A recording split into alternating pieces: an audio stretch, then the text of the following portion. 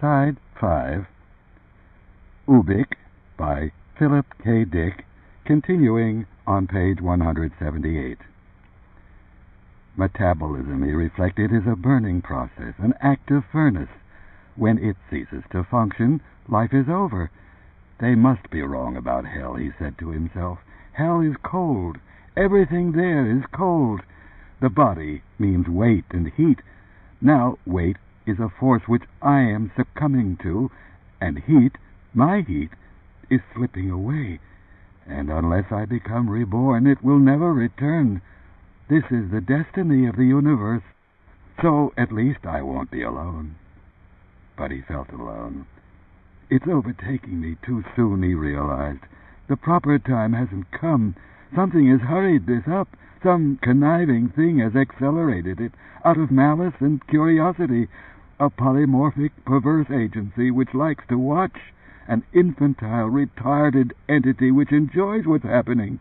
It has crushed me like a bent-legged insect, he said to himself, a simple bug which does nothing but hug the earth, which can never fly or escape, can only descend step by step into what is deranged and foul, into the world of the tomb which a perverse entity, surrounded by its own filth, inhabits, the thing we call Pat. "Do you have your key," Pat asked, "to your room? Think how awful you'll feel to get up to the second floor and find you had lost your key and couldn't get into your room." "I have it." He groped in his pockets. His coat ripped away, tattered and in shreds. It fell from him, and from its top pocket the key slid. It fell 2 steps down, below him, beyond reach. Pat said briskly, "I'll get it for you." Darting by him, she scooped up the key, held it to the light to examine it, then laid it at the top of the flight of stairs on the railing. "Right up here," she said, "where you can reach it when you, through climbing, your reward. The room, I think, is to the left, about 4 doors down the hall. You'll have to move slowly, but it'll be a lot easier once you're off the stairs, once you don't have to climb." "I can see," he said, "the key and the top. I can see the top of the stairs." With both arms grasping the banister, he dragged himself upward, ascended 3 steps in one agonizing expenditure of himself. He felt it deplete him. The weight on him grew, the cold grew, and the substantiality of himself waned. But he had reached the top. "Goodbye, Joe," Pat said. She hovered over him, kneeling slightly so that he could see her face. "You don't want Don Denny bursting in, do you? A doctor won't be able to help you, so I'll tell him that I got the hotel people to call a cab and that you're on your way across town to a hospital. That way you won't be bothered. You can be entirely by yourself. Do you agree?" "Yes," he said. "Here's the key." She pushed the cold metal thing into his hand, closed his fingers about it. "Keep your chin up, as they say here in 39. Don't take any wooden nickels. They say that, too." She slipped away then, onto her feet. For an instant she stood there scrutinizing him, and then she darted off down the hall to the elevator. He saw her press the button. Wait. He saw the doors slide open, and then Pat disappeared. Gripping the key, he rose lurchingly to a crouched position. He balanced himself against the far wall of the corridor, then turned to the left and began to walk step by step, still supporting himself by means of the wall. Darkness, he thought. It isn't lit. He squeezed his eyes shut, opened them, blinked. Sweat from his face still blinded him, still stung. He could not tell if the corridor were genuinely dark, or whether his power of sight was fading out. By the time he reached the first door, he had been reduced to crawling. He tilted his head up, sought for the number on the door. No, not this one. He crept on. When he found the proper door, he had to stand erect, propped up, to insert the key in the lock. The effort finished him. The key still in his hand, he fell. His head struck the door, and he flopped back onto the dust-choked carpet, smelling the odor of age and wear and frigid death. "I can't get in the room," he realized. I can't stand up any more." But he had to. Out here he could be seen. Gripping the knob with both hands, he tugged himself onto his feet one more time. He rested his weight entirely against the door as he tremblingly poked the key in the direction of the knob and the lock. This way, once he had turned the key, the door would fall open and he would be inside. And then, he thought, if I can close the door after me, and if I can get to the bed, it'll be over. The lock grated. The metal unit hauled itself back. The door opened, and he pitched forward, arms extended. The floor rose toward him, and he made out shapes in the carpet, swirls and designs and floral entities in red and gold, but worn into roughness and lusterlessness. The colors had dimmed, and as he struck the floor, feeling little, if any, pain, he thought, "This is very old, this room. When this place was first built, they probably did use an open iron cage for an elevator. So I saw the actual elevator," he said to himself, "the authentic, original one." He lay for a time, and then, as if called, summoned into motion, stirred. He lifted himself up onto his knees, placed his hands flat before him. "My hands," he thought. "Good God! Parchment hands, yellow and knobby, like the ass of a cooked dry turkey. Bristly skin, not like human skin. Pin feathers, as if I've devolved back millions of years to something that flies and coasts, using its skin as a sail." Opening his eyes, he searched for the bed. He strove to identify it. The fat far window, admitting gray light through its web of curtains, a vanity table, ugly, with lank legs, then the bed, with brass knobs capping its railed sides, bent and irregular as if years of use had twisted the railings, warped the varnished wooden headboards. "I want to get on it, even so," he said to himself. He reached toward it, slid and dragged himself farther into the room, and saw then a figure seated in an overstuffed chair facing him. A spectator who had made no sound, but who now stood up and came rapidly toward him. Glenn Runsider. "I couldn't help you climb the stairs," Runsider said, his heavy face stern. "She would have seen me. Matter of fact, I was afraid she'd come all the way into the room with you, and then we'd be in trouble because she—" He broke off, bent and hoisted Joe up to his feet as if Joe had no weight left in him, no remaining material constituents. "We'll talk about that later. Here." He carried Joe under his arm across the room, not to the bed, but to the overstuffed chair in which he himself had been sitting. "Can you hold on a few seconds longer?" Runsider asked. "I want to shut and lock the door in case she changes her mind." "Yes," Joe said. Runsider strode in 3 big steps to the door, slammed it and bolted it, came at once back to Joe. Opening a drawer of the vanity table, he hastily brought out a spray can with bright stripes, balloons, and lettering glorifying its shiny surfaces. "Ubik," Runsider said.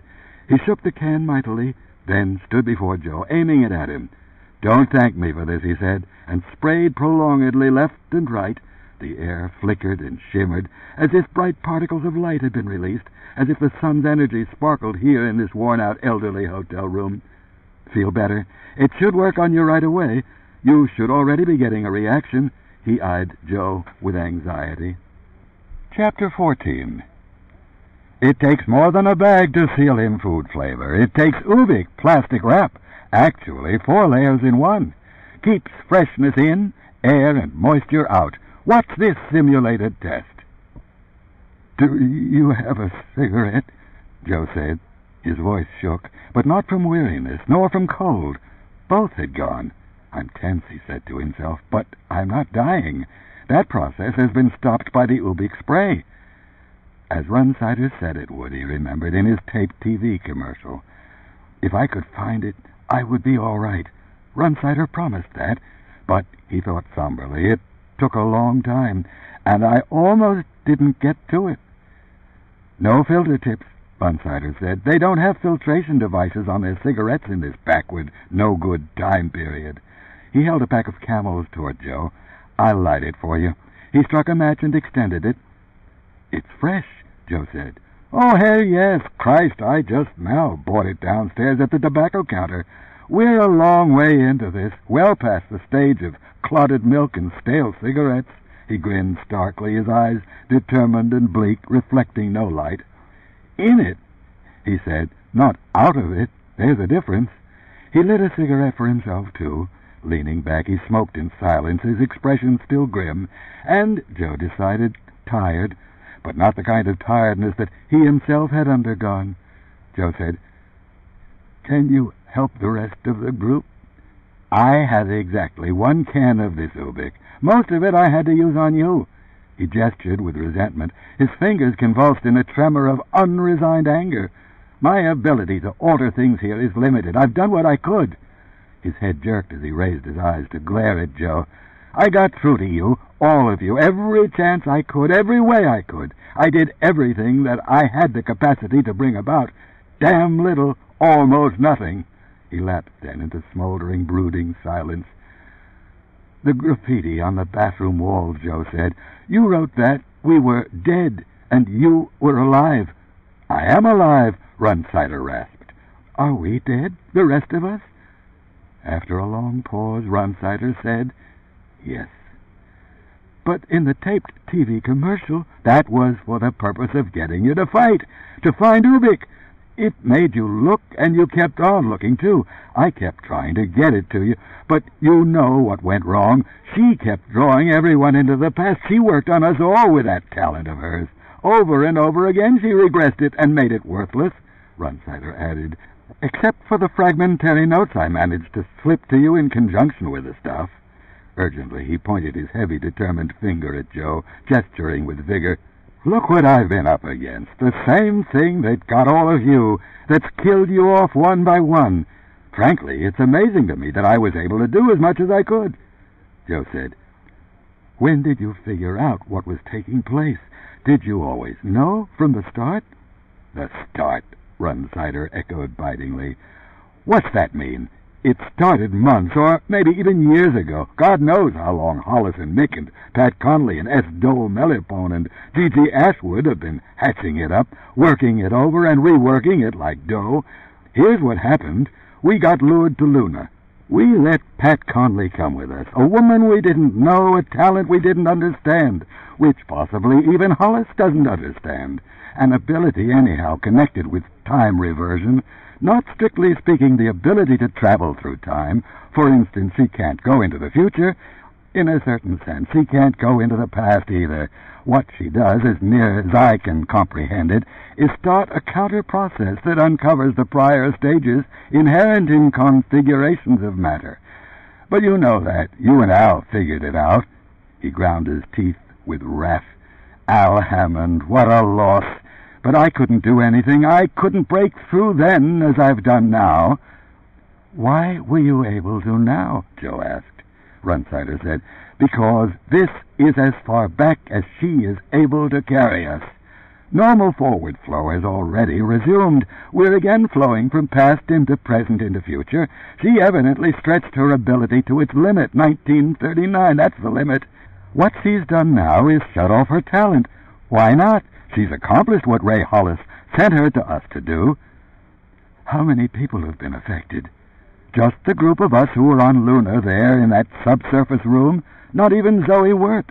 Pat can circumscribe the range of the field she creates. As far as the rest of the world is concerned, the bunch of us took off for Luna and got blown up in an accidental explosion.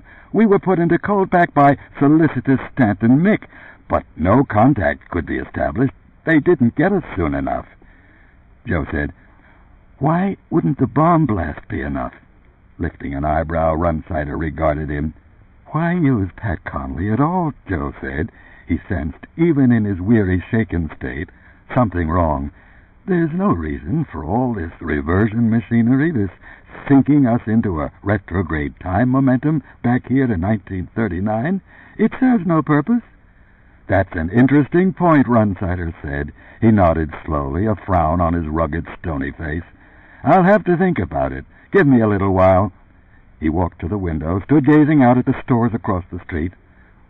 "It strikes me," Joe said, "that what we appear to be faced with is a malignant rather than a purposeful force. Not so much someone trying to kill us or nullify us, someone trying to eliminate us from functioning as a prudence organization, but," he pondered, he almost had it, "an irresponsible entity that's enjoying what it's doing to us, the way it's killing us off one by one. It doesn't have to prolong all this.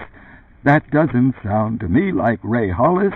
He deals in cold, practical murder, and from what I know about Stanton Mick, Pat herself," Runsider interrupted brusquely. He turned away from the window. "She's psychologically a sadistic person, like tearing wings off flies, playing with us." He watched for Joe's reaction. Joe said, "It sounds to me more like a child. But look at Pat Conley. She's spiteful and jealous. She got Wendy first because of emotional animosity. She followed you all the way up the stairs just now, enjoying it, gloating over it, in fact." "How do you know that?" Joe said. "You were waiting here in this room," he said to himself. "You couldn't have seen it.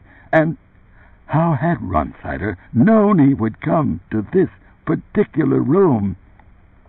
Letting out his breath in a ragged, noisy rush, Runsider said, "I haven't told you all of it. As a matter of fact—" He ceased speaking, chewed his lower lip savagely, then abruptly resumed, "What I've said hasn't been strictly true. I don't hold the same relationship to this regressed world that the rest of you do. You're absolutely right. I know too much. It's because I enter it from outside, Joe." "Manifestations," Joe said. "Yes, thrust down into this world here and there, at strategic points and times, like the traffic citation, like Arches—" "You didn't tape that TV commercial," Joe said. "That was live." Runsider, with reluctance, nodded. "Why the difference," Joe said, "between your situation and ours?" "You want me to say?" "Yes." He prepared himself, already knowing what he would hear. "I'm not dead, Joe. The graffiti told the truth. You're all in cold pack, and I'm—" Runsider spoke with difficulty, not looking directly at Joe. "I'm sitting in a consultation lounge at the beloved Brethren Moratorium. All of you are interwired on my instructions, kept together as a group. I'm out here trying to reach you. That's where I am when I say I'm outside. That's why the manifestations, as you call them. For 1 week now I've been trying to get you all functioning in half-life, but it isn't working. You're fading out, one by one." After a pause, Joe said, "What about Pat Conley?" "Yeah, she's with you, in half-life, interwired to the rest of the group." "Are the regressions due to her talent, or to the normal decay of half-life?" Tensely he waited for Runsider's answer. Everything, as he saw it, hung on this one question. Runsider snorted, grimaced, then said hoarsely, "The normal decay! Ella experienced it. Everyone who enters half-life experiences it." "You're lying to me," Joe said, and felt a knife shear through him. Staring at him, Runsider said, "Joe, my God, I saved your life. I broke through to you enough just now to bring you back into full half-life functioning. You'll probably go on indefinitely now. If I hadn't been waiting here in this hotel room when you came crawling through that door, why, hell. Hey, look, goddammit, you'd be lying on that rundown bed, dead as a doornail by now, if it wasn't for me. I'm Glenn Runsider, I'm your boss, and I'm the one fighting to save all your lives. I'm the only one out here in the real world plugging for you." He continued to stare at Joe with heated indignation and surprise, a bewildered, injured surprise, as if he could not fathom what was happening. "That girl," Runsider said, "that Pat Conley, she would have killed you like she killed—" He broke off. Joe said, "Like she killed Wendy and Al, Edie Dorn, Fred Zafsky, and maybe by now Tito Apostas." In a low but controlled voice, Runsider said, "This situation is very complex, Joe. It doesn't admit to simple answers." "You don't know the answers," Joe said. "That's the problem. You made up answers, You had to invent them to explain your presence here. All your presences here, your so-called manifestations. I don't call them that. You and Al worked out that name.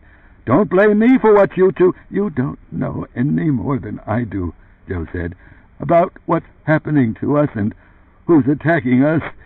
Glenn, you can't say who we're up against because you don't know. Runsider said, I know I'm alive. I know I'm sitting out here in this consultation lounge at the moratorium. Your body in the coffin, Joe said, here at the Simple Shepherd mortuary. Did you look at it? No, Runsider said, but that isn't really. It had withered, Joe said. Lost bulk, like Wendy's and Al's and Edie's, and in a little while, mine. Exactly the same for you. No better, no worse. In your case, I got Ubik, again Runsider broke off. A difficult-to-decipher expression appeared on his face, a combination perhaps of insight, fear, and... But Joe couldn't tell. I got you the Ubik, he finished. What is Ubik? Joe said. There was no answer from Runsider. You don't know that either, Joe said. You don't know what it is or why it works. You don't even know where it comes from. After a long, agonized pause, Runsider said, You're right, Joe. Absolutely right. Tremulously, he lit another cigarette. But I wanted to save your life. That part's true. Hell, I'd like to save all your lives. The cigarette slipped from his fingers. It dropped to the floor, rolled away. With labored effort, Runsider bent over to grope for it. On his face showed extreme and clear-cut unhappiness, almost a despair. We're in this, Joe said, and you're sitting out there, out in the lounge, and you can't do it. You can't put a stop to the thing we're involved in. That's right, Runsider nodded. This is cold pack, Joe said, but there's something more, something not natural to people in half-life. There are two forces at work, as Al figured out, one helping us and one destroying us. You're working with the force or entity or person that's trying to help us. You got the Ubik from them. Yes, Joe said. So none of us know, even yet, who it is that's destroying us and who it is that's protecting us. You outside don't know, and we in here don't know. Maybe it's Pat. I think it is, Runsider said. I think there's your enemy, Joe said.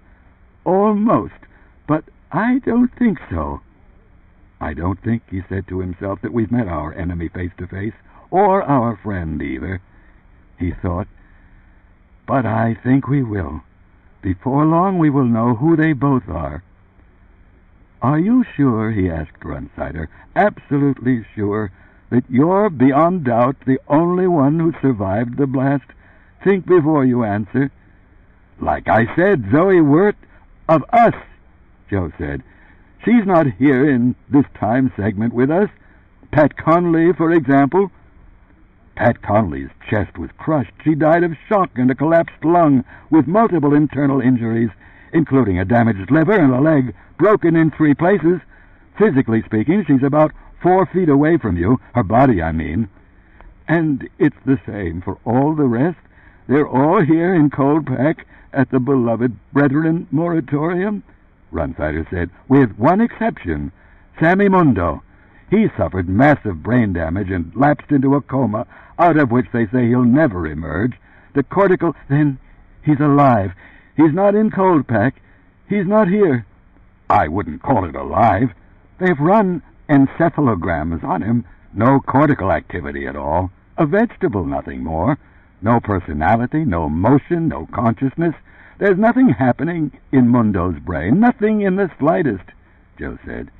So, therefore, you naturally didn't think to mention it. I mentioned it now. When I asked you, he reflected, how far is he from us? In Zurich? We sat down here in Zurich, yes. He's at the Carl Jung Hospital, about a quarter mile from this moratorium.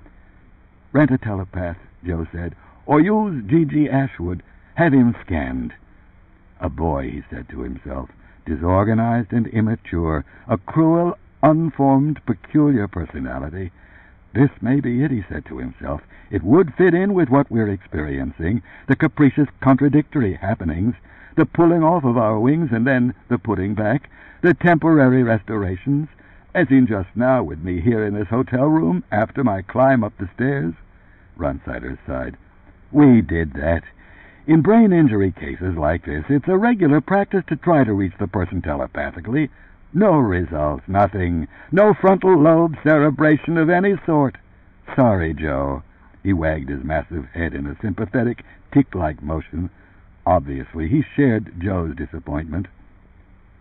Removing the plastic disc from its place, its firm adhesion to his ear, Glenn Runsider said into the microphone, I'll talk to you again later.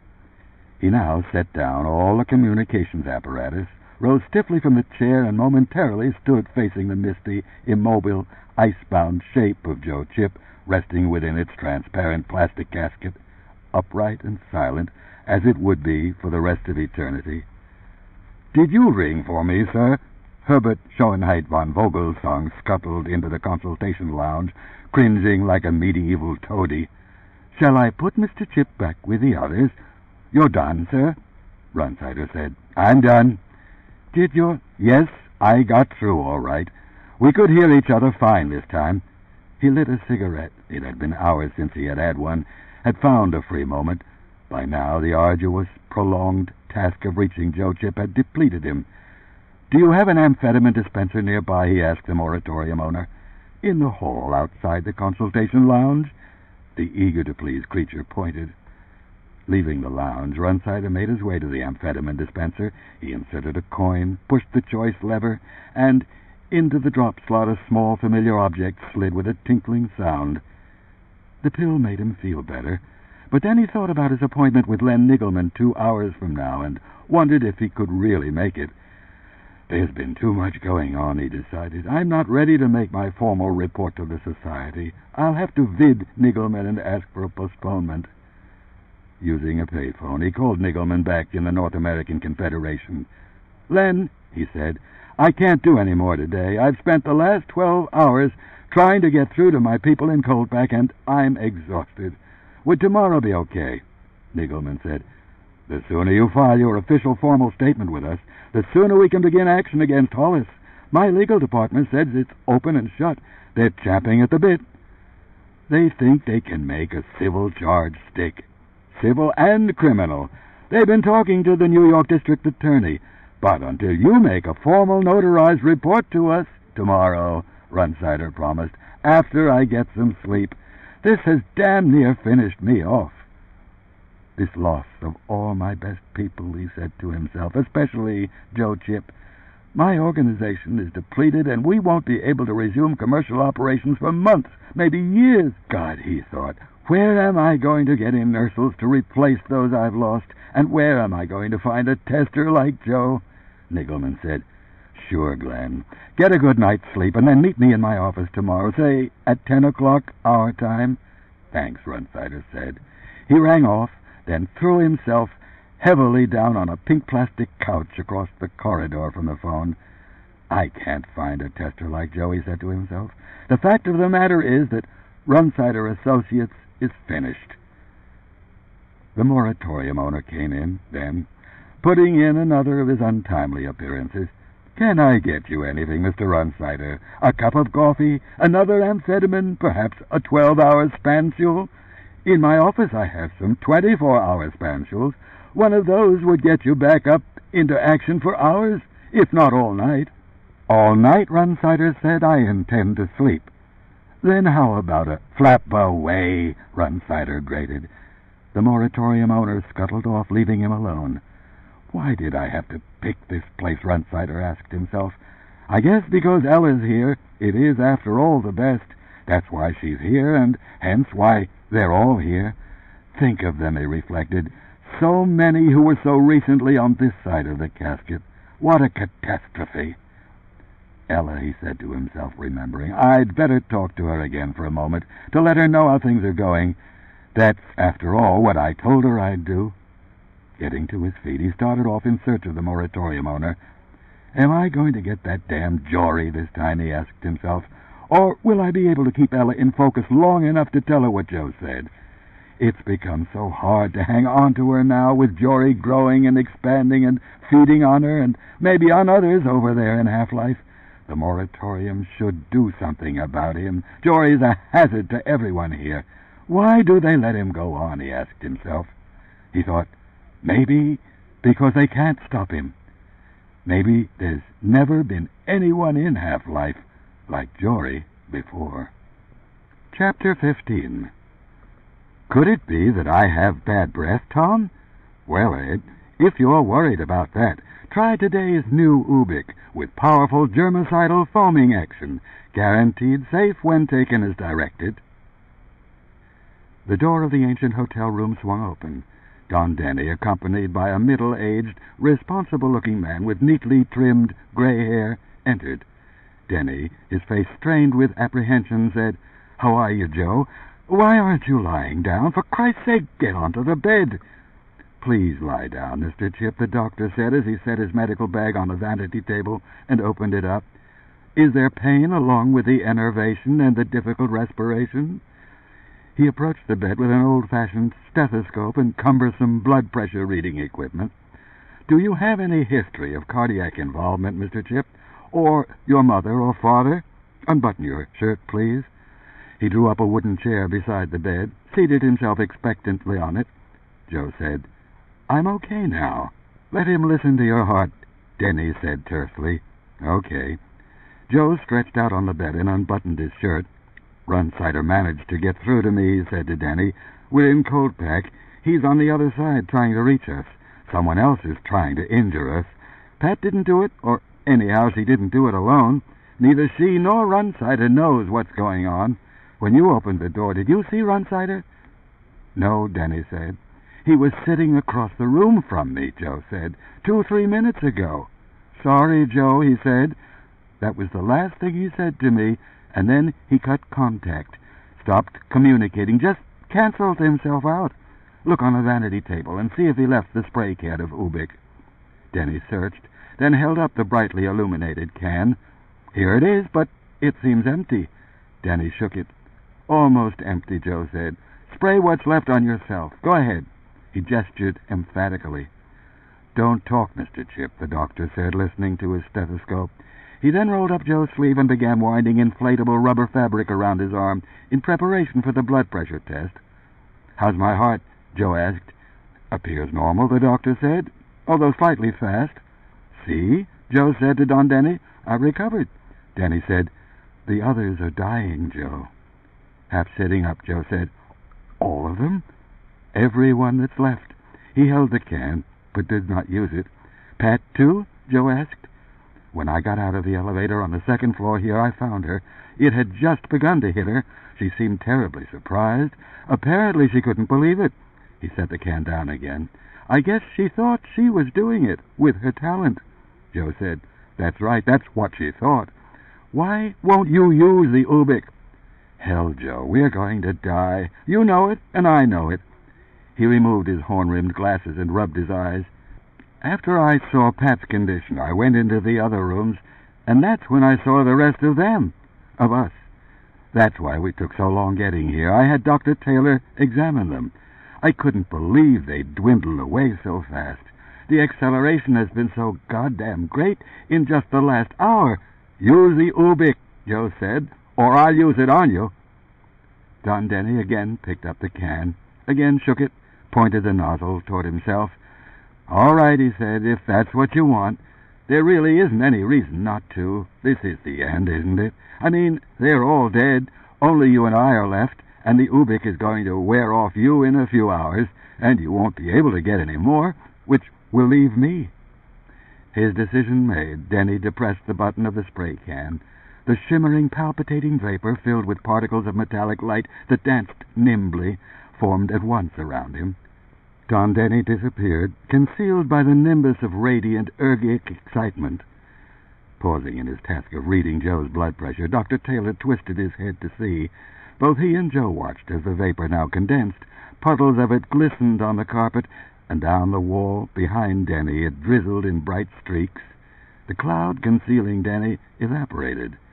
The person standing there in the center of the vaporizing stain of Ubik that had saturated the worn and dingy carpet was not Don Denny. An adolescent boy, mawkishly slender, with irregular black button eyes beneath tangled brows. He wore an anachronistic costume, white drip-dry shirt, jeans, and laceless leather slippers, clothes from the middle of the century. On his elongated face Joe saw a smile, but it was a misshapen smile, a thwarted crease that became now almost a jeering leer. No two features matched. His ears had too many convolutions in them to fit with his chitinous eyes.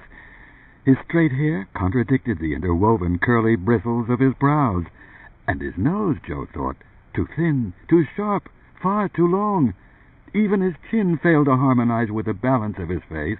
It had a deep chisel mark in it, a cleft obviously penetrating far up into the bone, Joe thought, as if at that point the manufacturer of this creature struck it a blow aimed at obliterating it. But the physical material, the base substance, had been too dense. The boy had not fractured and split apart. He existed in defiance of even the force that had constructed him. He jeered at everything else, and it too. "Who are you?" Joe said. The boy's fingers writhed, a twitch protecting him evidently from a stammer. "Sometimes I call myself Matt, and sometimes Bill," he said, "but mostly I'm Jory. That's my real name, Jory." Gray, shabby teeth showed as he spoke, and a grubby tongue. After an interval, Joe said, "Where's Denny? He never came into this room, did he?" "Dead," he thought, with the others. "I ate Denny a long time ago," the boy Jory said, "right at the beginning, before they came here from New York. First I ate Wendy Wright. Denny came second." Joe said, "How do you mean, ate?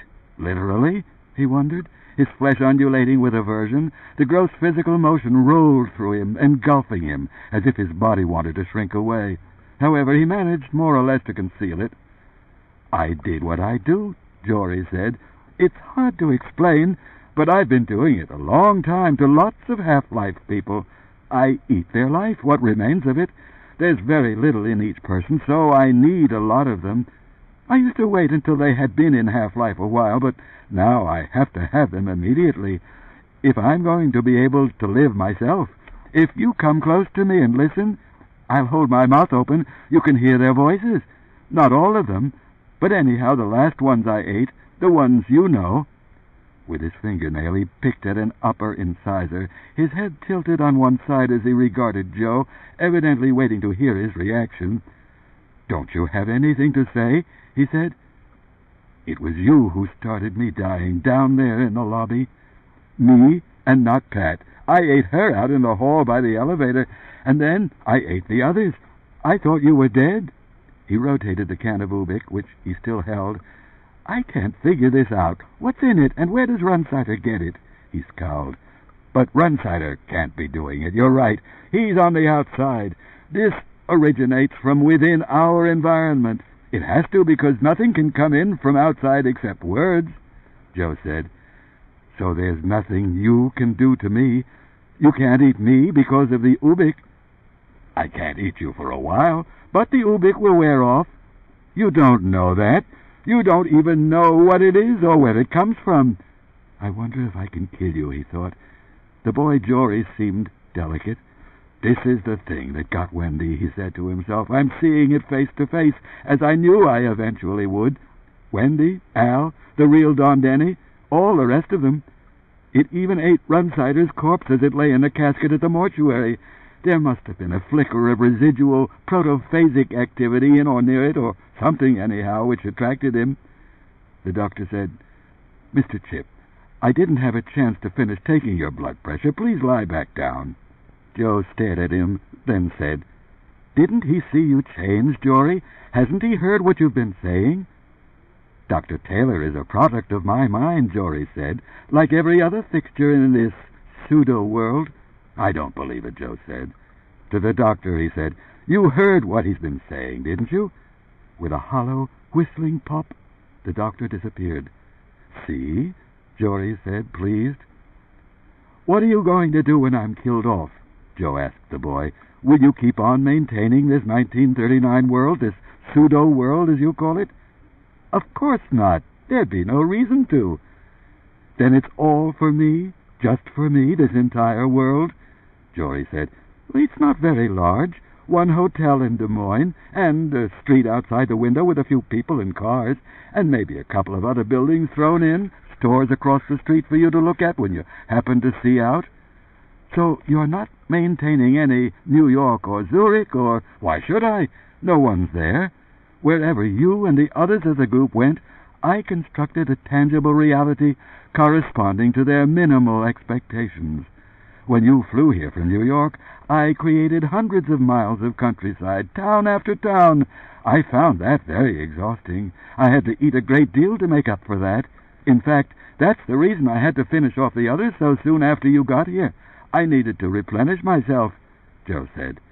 "Why 1939? Why not our own contemporary world, 1992? "The effort. I can't keep objects from regressing. Doing it all alone, it was too much for me. I created 1992 at first, but then things began to break down. The coins, the cream, the cigarettes, all those phenomena that you noticed. And then Runsider kept breaking through from outside. That made it even harder for me. Actually, it would have been better if he hadn't interfered." Jory grinned slyly. "But I didn't worry about the reversion. I knew you'd figure it was Pat Conley. It would seem like her talent, because it's sort of like what her talent does. I thought maybe the rest of you would kill her. I would enjoy that." His grin increased. "What's the point of keeping this hotel and the street outside going for me now?" Joe said. "Now that I know." "But I always do it this way." Jory's eyes widened. Joe said, "I'm going to kill you." He stepped toward Jory in an uncoordinated half-falling motion. Raising his open hands, he plunged against the boy, trying to capture the neck, searching for the bent pipe stem, windpipe, with all his fingers. Snarling, Jory bit him. The great shovel teeth fastened deep into Joe's right hand. They hung on as, meanwhile, Jory raised his head, lifting Joe's hand with his jaw. Jory stared at him with unwinking eyes, snoring wetly as he tried to close his jaws. The teeth sank deeper, and Joe felt the pain of it throughout him. "He's eating me," he realized. "You can't," he said aloud. He hit Jory on the snout, punching again and again. "The Ubik keeps you away," he said as he cuffed Jory's jeering eyes. "You can't do it to me."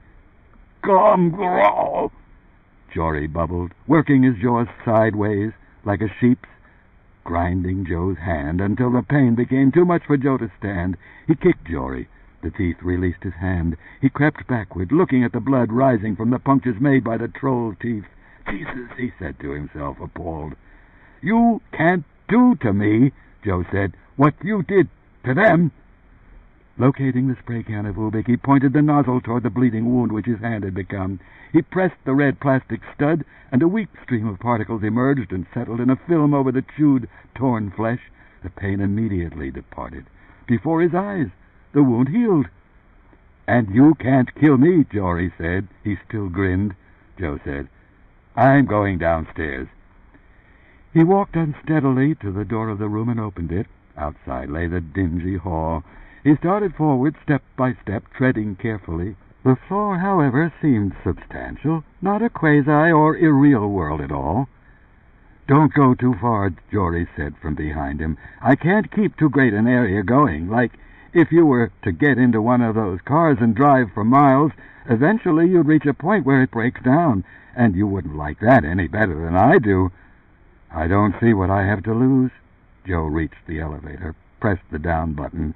Jory called after him, "I have trouble with elevators. They're complicated.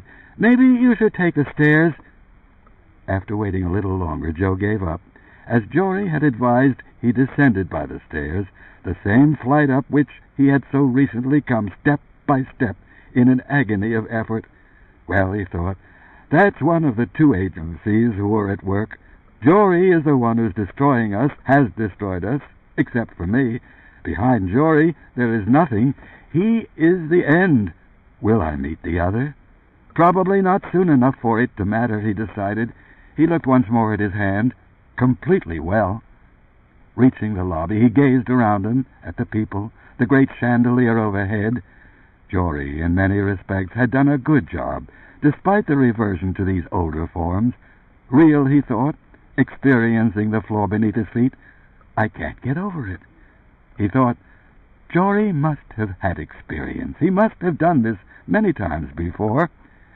Going to the hotel desk, he said to the clerk, You have a restaurant that you'd recommend?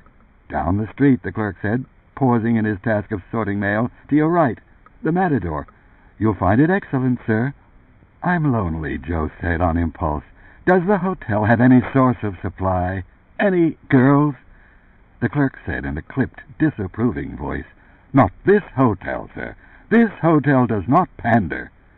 You keep a good, clean family hotel, Joe said. We like to think so, sir. I was just testing you, Joe said. I wanted to be sure what kind of hotel I was staying in. He left the counter, recrossed the lobby, made his way down the wide marble stairs, through the revolving door, and onto the pavement outside.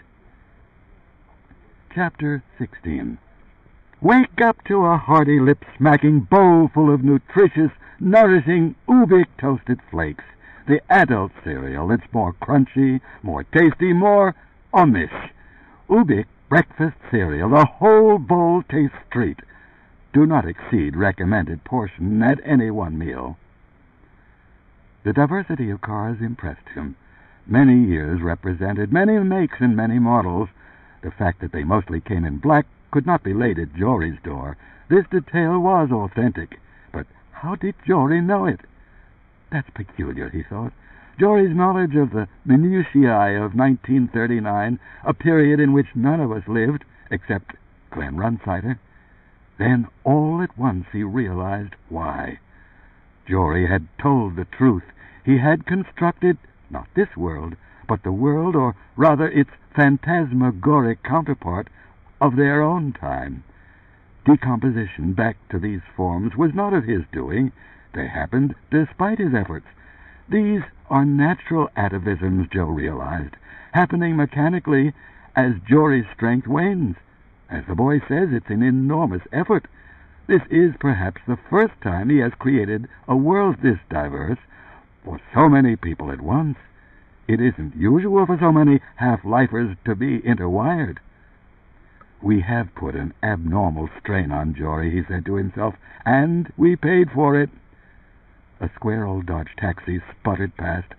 Joe waved at it, and the cab floundered noisily to the curb. Let's test out what Jory said, he said to himself, as to the early boundary of this quasi-world now. To the driver, he said, Take me for a ride through town. Go anywhere you want. I'd like to see as many streets and buildings and people as possible, and then, when you've driven through all of Des Moines, I want you to drive me to the next town, and we'll see that.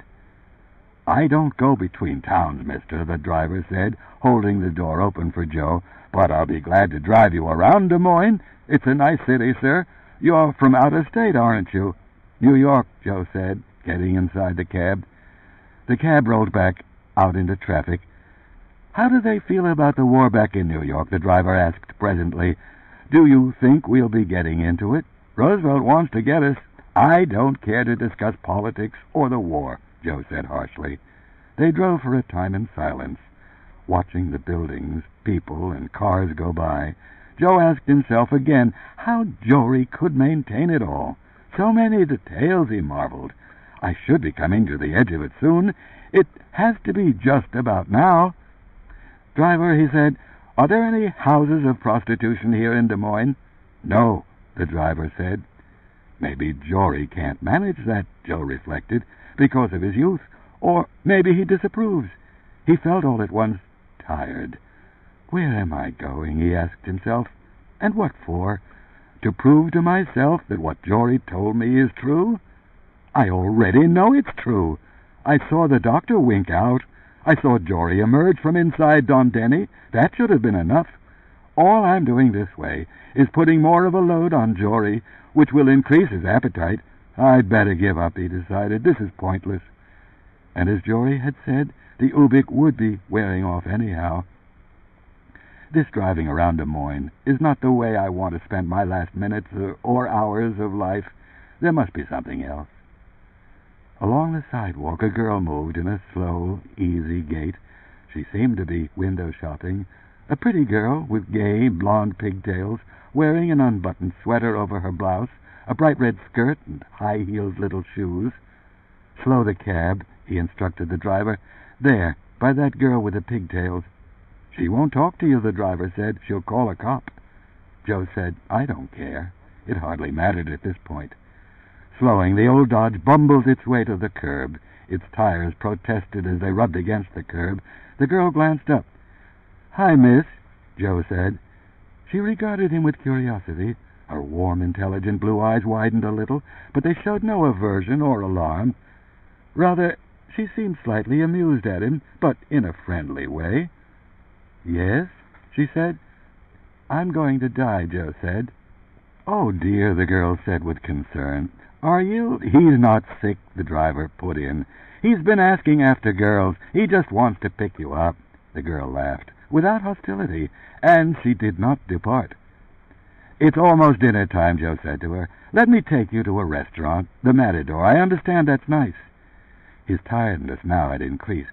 He felt the weight of it on him, and then he realized with muted, weary horror that it consisted of the same fatigue which had attacked him in a hotel lobby after he had shown the police citation to Pat, and the cold, stealthily the physical experience of the cold pack surrounding him had come back.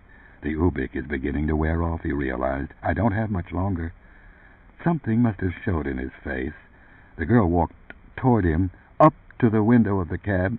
"Are you all right?" she asked. Joe said with effort, "I'm dying, miss." The wound on his hand, the teeth marks, had begun to throb once more, and were again becoming visible. This alone would have been enough to fill him with dread. "Have the driver take you to the hospital," the girl said. "Can we have dinner together?" Joe asked her. "Is that what you want to do?" she said. "When you're whatever it is? Sick? Are you sick?" She opened the door of the cab then. "Do you want me to go with you to the hospital? Is that it?" "To the Matador," Joe said. "We'll have braised fillet of Martian mole cricket." He remembered then that that imported delicacy did not exist in this time period. "Market steak," he said. "Beef. Do you like beef?" Getting into the cab, the girl said to the driver, "He wants to go to the Matador." "Okay, miss," the driver said. The cab rolled out into traffic once more. At the next intersection, the driver made a U-turn. Now, Joe realized, we are on our way to the restaurant. I wonder if I'll make it there. Fatigue and cold had invaded him completely. He felt his body processes begin to close down one by one. Organs that had no future. The liver did not need to make red blood cells. The kidneys did not need to excrete wastes. The intestines no longer served any purpose. Only the heart laboring on, and the increasingly difficult breathing. Each time he drew air into his lungs, he sensed the concrete block that had situated itself on his chest. My gravestone, he decided. His hand, he saw, was bleeding again. Thick, slow blood appeared, drop by drop. "Care for a lucky strike?" the girl asked him, extending her pack toward him. "They are toasted, as the slogan goes. The phrase LS, MFT, won't come into existence until..." Joe said, "My name is Joe Chip." "Do you want me to tell you my name?" "Yes." He grated and shut his eyes. He couldn't speak any further, for a time anyhow. "Do you like Des Moines?" he asked her presently, concealing his hand from her. "Have you lived here a long time?" "You sound very tired, Mr. Chip," the girl said. "Oh, hell," he said, gesturing. "It doesn't matter." "Yes, it does." The girl opened her purse, rummaged briskly within it. "I'm not a deformation of Jory's. I'm not like him," she indicated the driver, "or like these little old stores and houses and this dingy street, all these people, and their Neolithic cars. Here, Mr. Chip." From her purse she brought an envelope which she passed to him. "This is for you. Open it right away. I don't think either of us should have delayed so long." With leaden fingers he tore open the envelope. In it he found a certificate, stately and ornamented. The printing on it, however, swam. He was too weary now to read. "What's it say?" he asked her, laying it down on his lap. "From the company that manufactures Ubik," the girl said. "It is a guarantee, Mr. Chip, of a free, lifetime supply. Free because I know your problem regarding money, your, shall we say, idiosyncrasy, and a list on the reverse of all the drugstores which carry it. 2 drugstores, and not abandoned ones, in Des Moines are listed. I suggest we go to one first before we eat dinner. Here, driver." She leaned forward and handed the driver a slip of paper already written out. "Take us to this address, and hurry. They'll be closing soon." Joe lay back against the seat, panting for breath. "We'll make it to the drugstore," the girl said, and patted his arm reassuringly. "Who are you?" Joe asked her. "My name is Ella.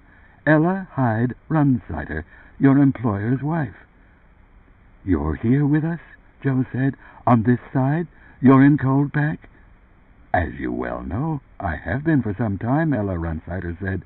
"Fairly soon I'll be reborn into another womb, I think. At least Glenn says so. I keep dreaming about a smoky red light, and that's bad. That's not a morally proper womb to be born into." She laughed a rich, warm laugh.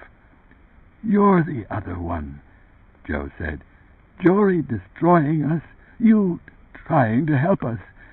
Behind you there's no one, just as there's no one behind Jory. I've reached the last entities involved." Ella said caustically, "I don't think of myself as an entity. I usually think of myself as Ella Runsider." "But it's true," Joe said. "Yes," somberly she nodded. "Why are you working against Jory?"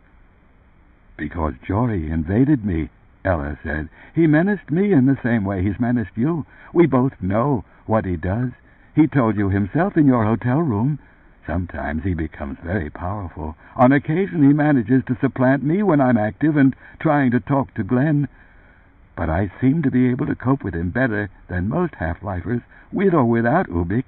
Better, for instance, than your group, even acting as a collective."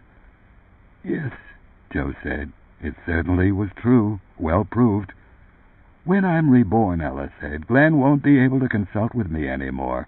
I have a very selfish, practical reason for assisting you, Mr. Chip. I want you to replace me. I want to have someone whom Glenn can ask for advice and assistance, whom he can lean on. You will be ideal. You'll be doing in half-life what you did in full life. So, in a sense, I'm not motivated by noble sentiments. I saved you from Jory for a good common-sense reason," she added, "and God knows I detest Jory." "After you're reborn," Joe said, "I won't succumb." "You have your lifetime supply of Ubik, as it says on the certificate I gave you," Joe said. "Maybe I can defeat Jory." "Destroy him, you mean?" Ella pondered. "He's not invulnerable. Maybe in time you can learn ways to nullify him. I think that's really the best you can hope to do. I doubt if you can truly destroy him, in other words, consume him, as he does to half-lifers placed near him at the moratorium."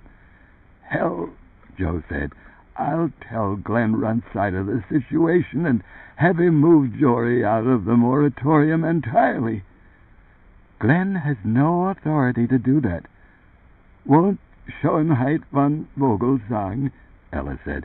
"Herbert is paid a great deal of money annually by Jory's family to keep him with the others and to think up plausible reasons for doing so. And there are Jorys in every moratorium. This battle goes on wherever you have half-lifers. It's a verity, a rule of our kind of existence." She lapsed into silence then. For the first time he saw on her face an expression of anger, a ruffled, taut look that disturbed her tranquility. "It has to be fought on our side of the glass," Ella said, "by those of us in half-life, those that Jory preys on.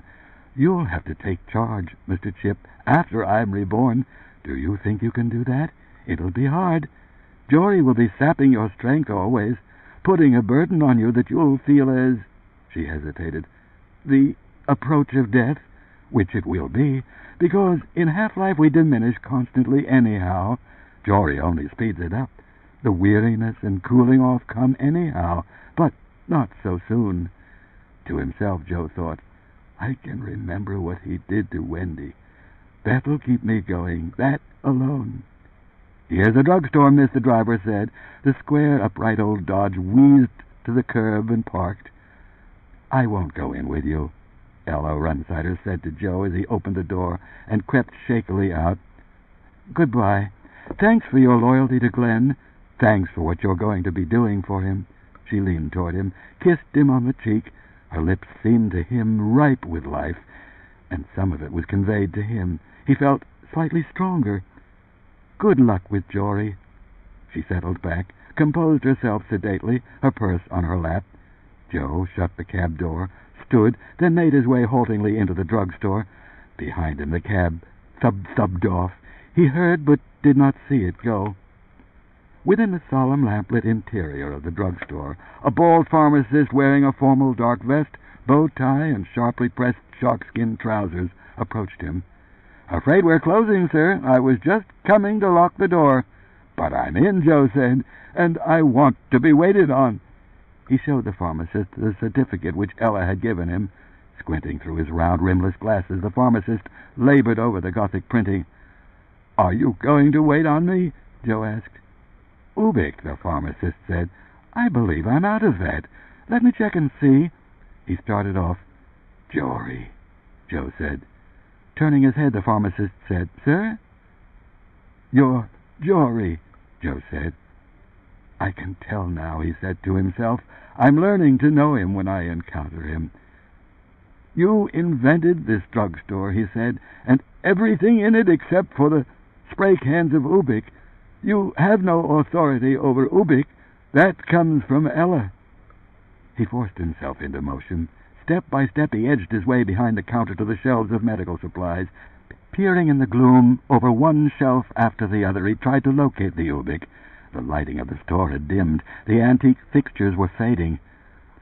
I've regressed all the Ubik in this store, the pharmacist said, in a youthful, high-pitched, Jory voice. Back to the liver and kidney balm. It's no good now. I'll go to the other drugstore that has it, Joe said. He leaned against a counter, painfully drawing in slow, irregular gulps of air. Jory, from within the balding pharmacist, said, It'll be closed. Tomorrow, Joe said. I can hold out until tomorrow morning. You can't, Jory said. And anyhow, the Ubik at that drugstore will be regressed too. Another town, Joe said. Wherever you go, it'll be regressed. Back to the salve, or back to the powder, or back to the elixir, or back to the balm. You'll never see a spray can of it, Joe Chip. Jory, in the form of the bald-headed pharmacist, smiled, showing celluloid-like dentures. I can... He broke off, gathering his meager vitality to him, trying by his own strength to warm his stiffening, cold-numbed body. Bring it up to the present, he said, to 1992. Can you, Mr. Chip?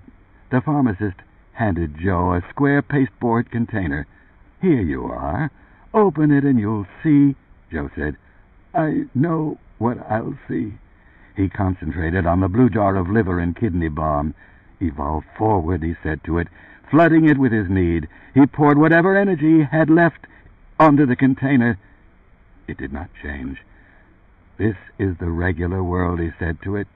Spray can, he said aloud. He shut his eyes, resting. It's not a spray can, Mr. Chip, the pharmacist said. Going here and there in the drugstore, he shut off lights. At the cash register, he punched a key and the drawer rattled open.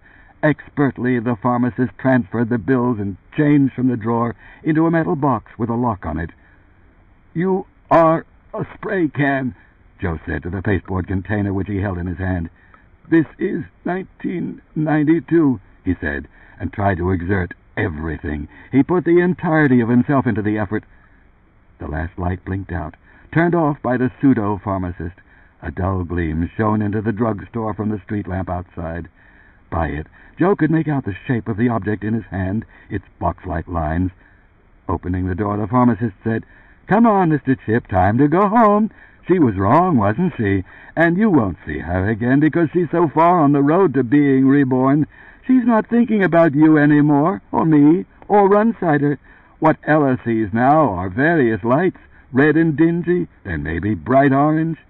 What I hold here, Joe said, is a spray can.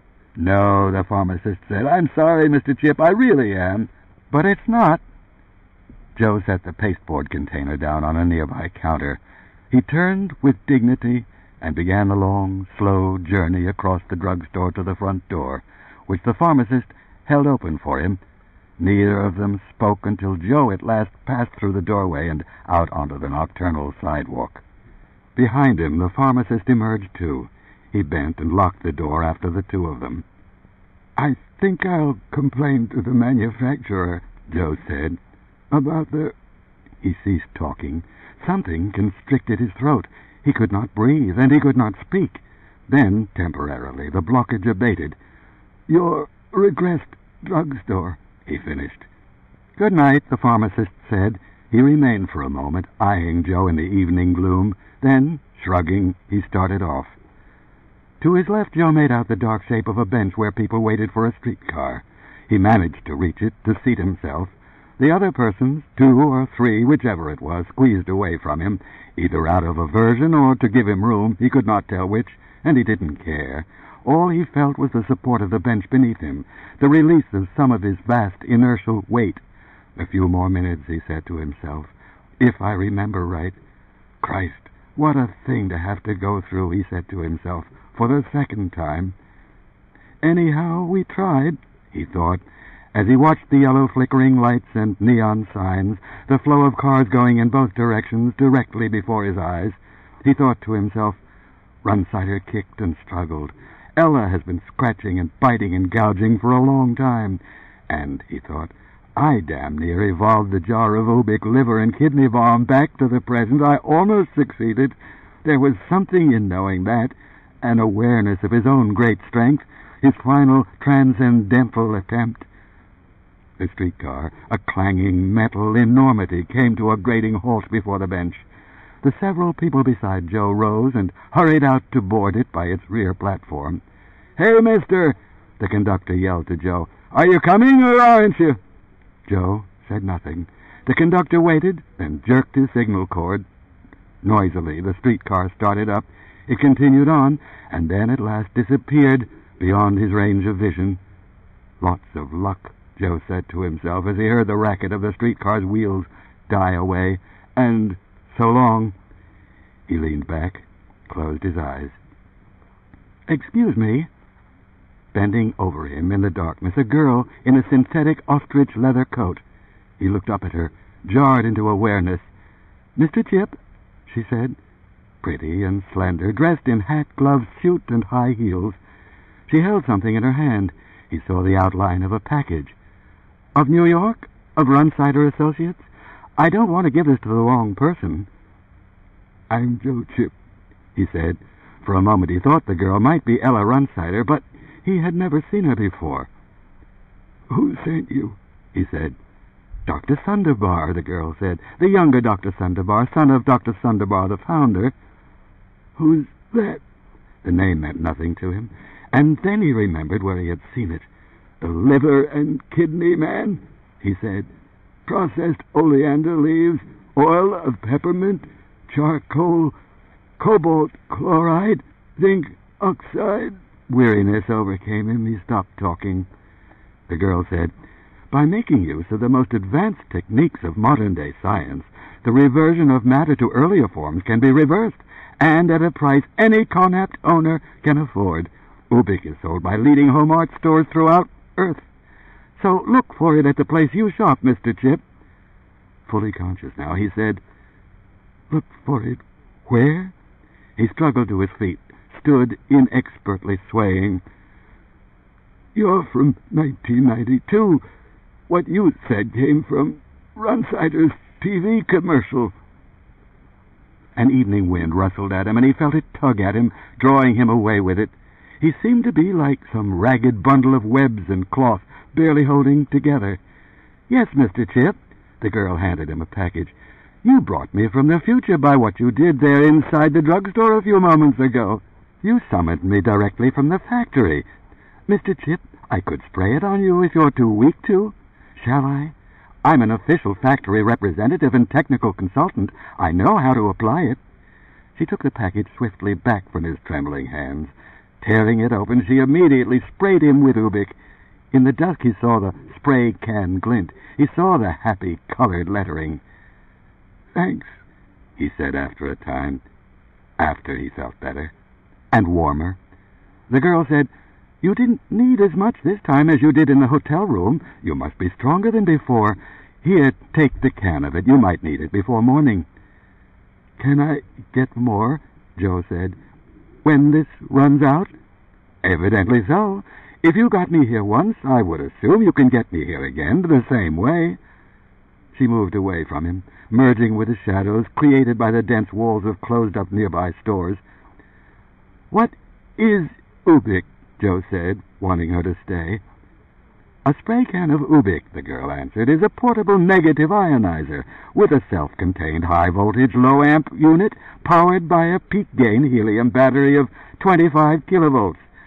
The negative ions are given a counterclockwise spin by a radically biased acceleration chamber, which creates a centripetal tendency to them so that they cohere rather than dissipate. A negative ion field diminishes the velocity of anti-protophasons normally present in the atmosphere.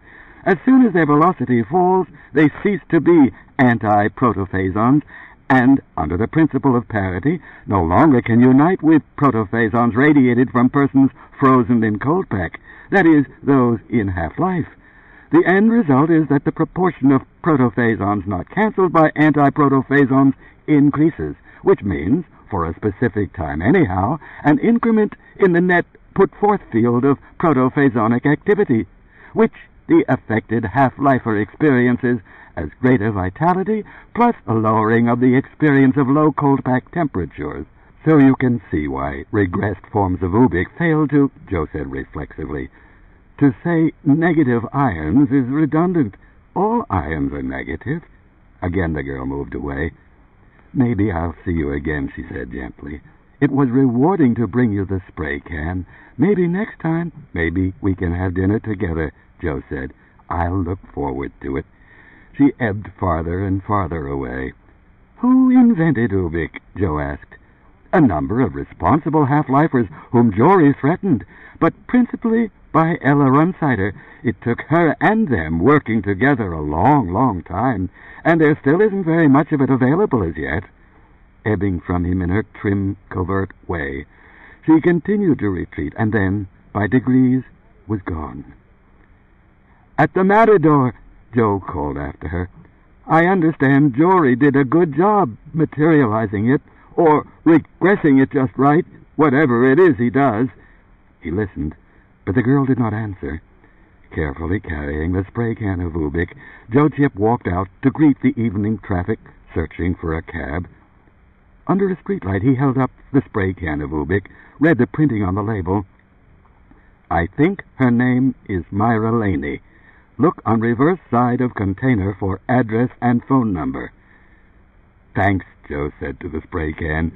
"We are served by organic ghosts," he thought, who, speaking and writing, pass through this, our new environment. Watching, wise, physical ghosts from the full life world, elements of which have become for us invading but agreeable splinters of a substance that pulsates like a former heart.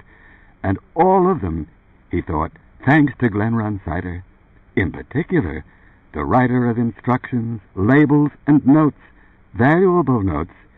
He raised his arm to slow to a grumpy halt a passing 1936 Graham cab. Chapter 17. I am Ubik. Before the universe was, I am. I made the suns. I made the worlds. I created the lives and the places they inhabit. I move them here. I put them there. They go as I say. They do as I tell them. I am the Word, and my name is never spoken, the name which no one knows. I am called Ubik, but that is not my name. I am. I shall always be. Glenn Runsider could not find the moratorium owner. "Are you sure you don't know where he is?" Runsider asked Miss Beeson, the moratorium owner's secretary. "It's essential that I talk to Ella again." "I'll have her brought out," Miss Beeson said. "You may use office 4B. Please wait there, Mr. Runsider. I will have your wife for you in a very short time. Try to make yourself comfortable." Locating office 4B, Runsider paced about restlessly. At last a moratorium attendant appeared, wheeling in Ella's casket on a hand truck. "Sorry to keep you waiting," the attendant said. He began at once to set up the electronic communing mechanism, humming happily as he worked. In short order the task was completed. The attendant checked the circuit one last time, nodded in satisfaction, then started to leave the office. "This is for you," Runsider said, and handed him several 50-cent pieces which he had scrounged from his various pockets. "I appreciate the rapidity with which you accomplished the job." "Thank you, Mr. Runsider," the attendant said. He glanced at the coins, then frowned. "What kind of money is this?" he said. Runsider took a good long look at the 50-cent pieces. He saw at once what the attendant meant. Very definitely the coins were not as they should be. "Whose profile is this?"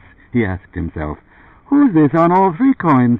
Not the right person at all, and yet he's familiar. I know him." And then he recognized the profile. "I wonder what this means," he asked himself. "Strangest thing I've ever seen. Most things in life eventually can be explained, but Joe Chip on a 50-cent piece?" It was the first Joe Chip money he had ever seen. He had an intuition, chillingly, that if he searched his pockets and his billfold, he would find more. This was just the beginning. End of Ubik by Philip K. Dick. Narrated by Jeff Halberstadt in the studios of North Texas Taping and Radio for the Blind, for the Library of Congress, February 1993. For special distribution is authorized by Act of Congress under Public Law 89-522, with the permission of the copyright holder and the publisher, Vintage Books, a division of Random House Incorporated, New York. If you found any cassette in this book to be defective, please place a rubber band or piece of string around that cassette for identification. Place it in a container on top of the front stack of cassettes.